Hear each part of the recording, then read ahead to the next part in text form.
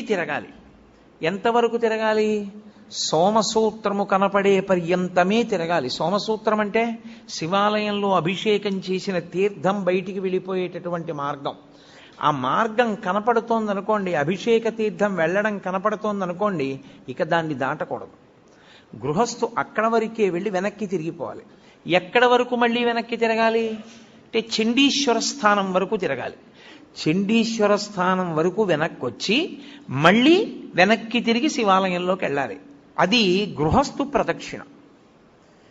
బ్రహ్మచారి అయితే, ఇప్పుడు నేను నా కొడుకు కలిసి శివాలయంలోకి వెళ్ళాము, సోమసూత్రం పైకుంది, నేను ఈ గుళ్ళోకే వచ్చాను అనుకోండి, కాసేపు తూర్పుముఖంగా ఉన్న ఆలయానికి నమస్కారం చేసి ఎడంవైపు నుంచి వెళ్ళి ఎడమవైపు నుంచి నేను గుడికి ఇలా తిరిగాను. ఎడంవైపుకి గుడి ఎటుంటుంది? నా కుడి భుజం వేపుకుంటుంది.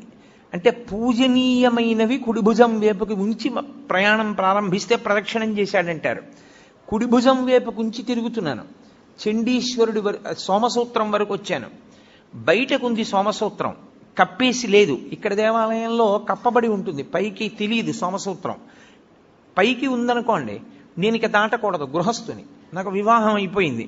అప్పుడు నేను వెనక్కి వెళ్ళిపోవాలి. వెనక్కి వెళ్ళి మళ్ళీ తిరిగి చండీశ్వర స్థానం దగ్గరికి రావాలి. నా కొడుకు, వాడు బ్రహ్మచారి, వాడికి పెళ్ళి అవ్వలేదు ఇంకా, వాడు సోమసూత్రం దాటచ్చు. వాడు సోమసూత్రం దాటి గుండ్రంగా తిరిగి శివుడికి ఎదురుగుండా వస్తాడు. నేను సోమసూత్రం దాకా వెళ్ళి వెనక్కి వెళ్ళి చండీశ్వరుణ్ణి చూసి చండీశ్వరుడి దగ్గర నుంచి మళ్ళీ తిరిగి శివలింగం దగ్గరికి వస్తాను. నాకు అది ప్రదక్షిణం. బ్రహ్మచారికి అది ప్రదక్షిణం. సన్యాసి వస్తే సన్యాసి సవ్యం చేయకూడదు, ఇలా ఎడం పక్క నుంచి వెళ్ళకూడదు, కుడి పక్క నుంచి తిరిగి పూర్ణ ప్రదక్షిణం